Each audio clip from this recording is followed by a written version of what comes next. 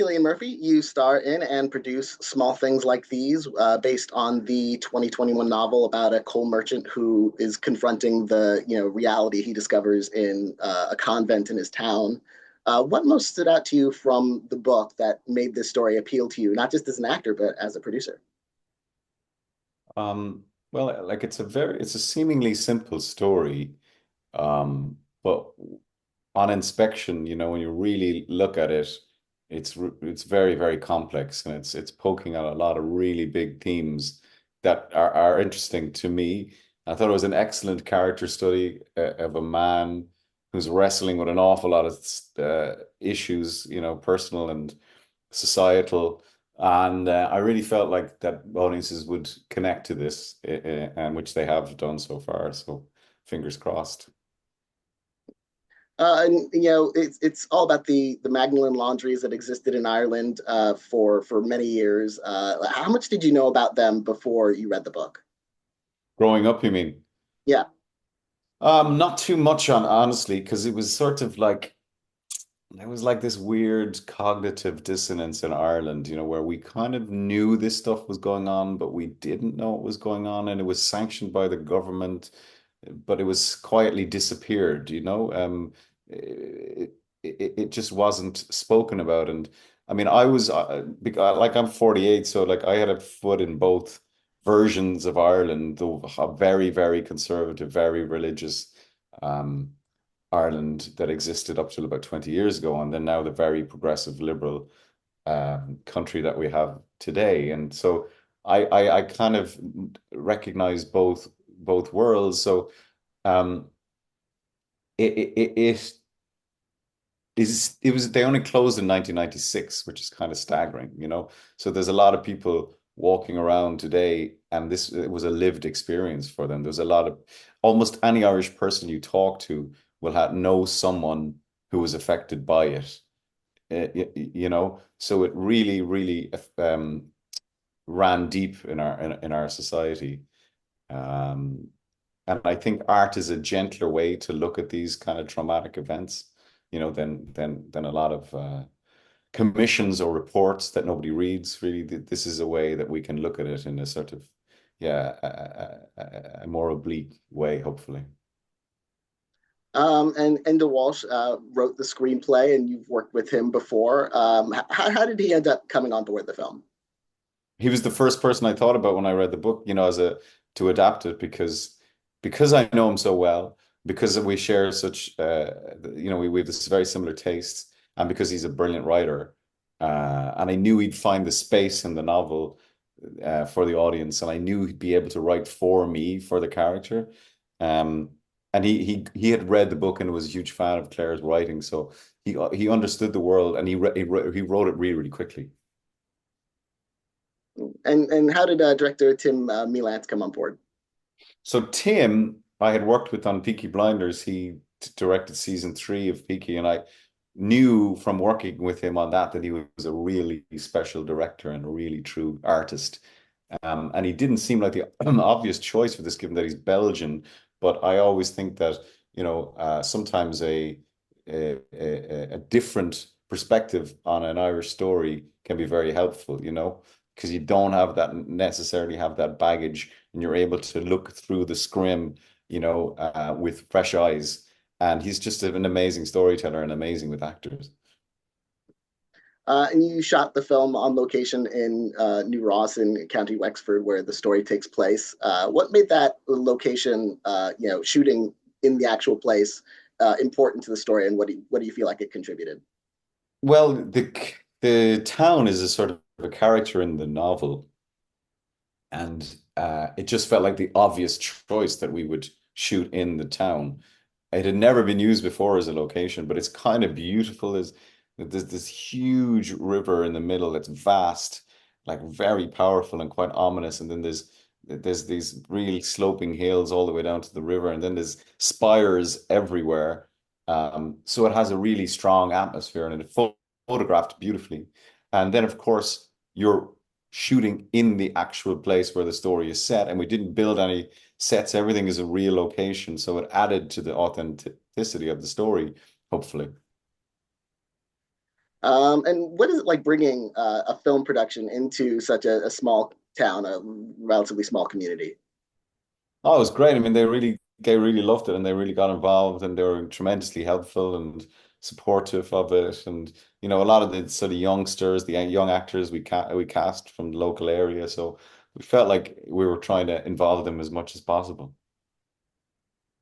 Your character, Bill Furlong, is often a man of few words. So you're expressing a lot with your eyes and expressions and body language in the film.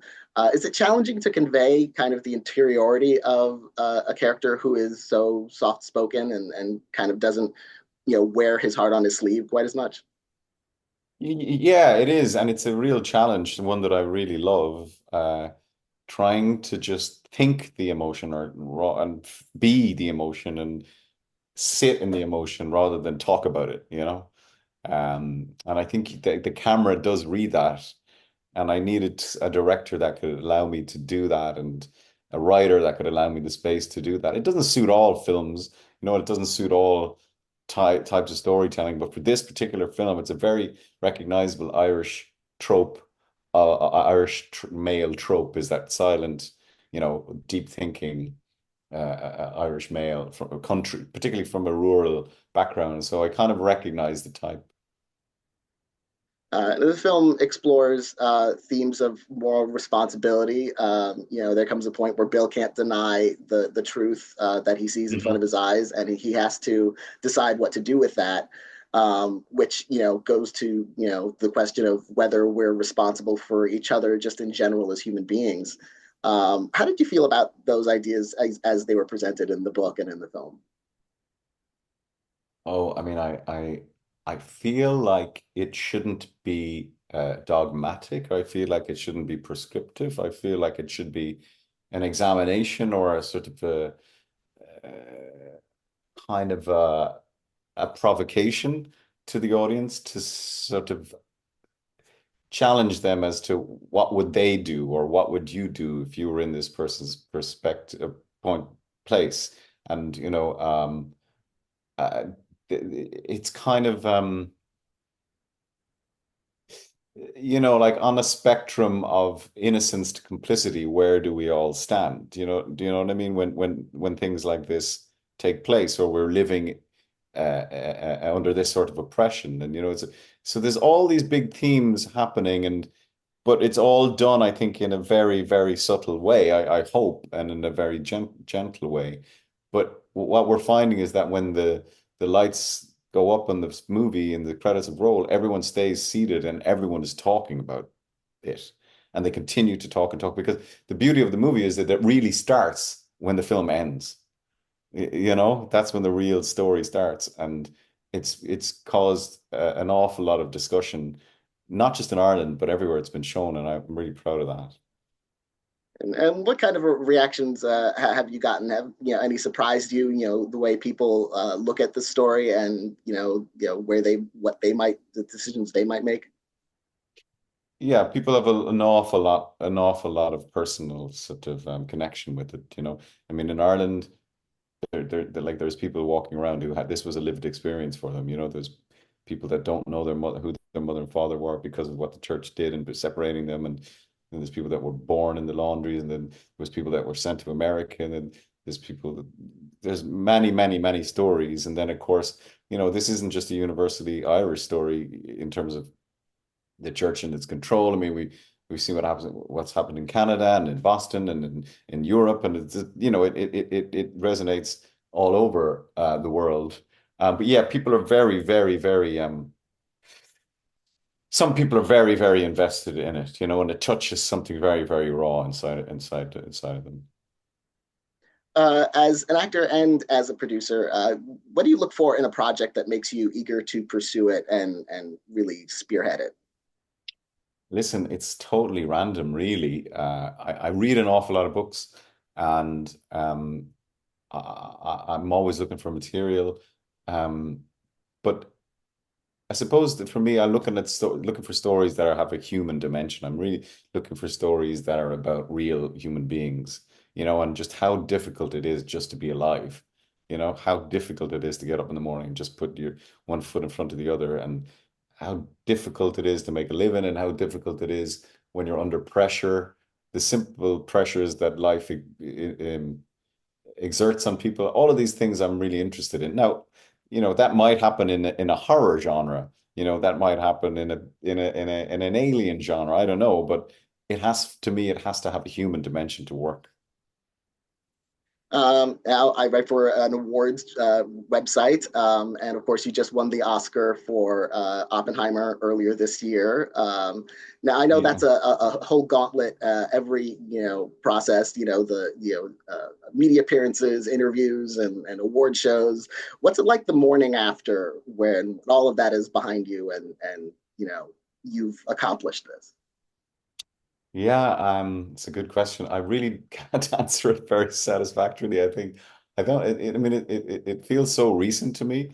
And well, what I went did was I went straight back to work and just made like 3 films in a row. And I don't know whether in a healthy or not response, but I haven't really thought about it. It feels like this crazy fever dream, and it was kind of magical and wonderful and humbling and made you feel the opposite of significant, made you feel quite insignificant. And it was a great celebration of film, but genuinely, I can't give you a cogent, coherent response to it all because I probably haven't broken it down for myself. I just feel really, really grateful and a bit still in shock, I think. And where do you keep it? It just on a shelf. It's discreet. Well, I want to congratulate you on your Oscar and on small things like these. I hope it generates continues to generate discussion as people get to see it. And it's been a pleasure talking with you about it. Thanks, man. Nice to talk to you.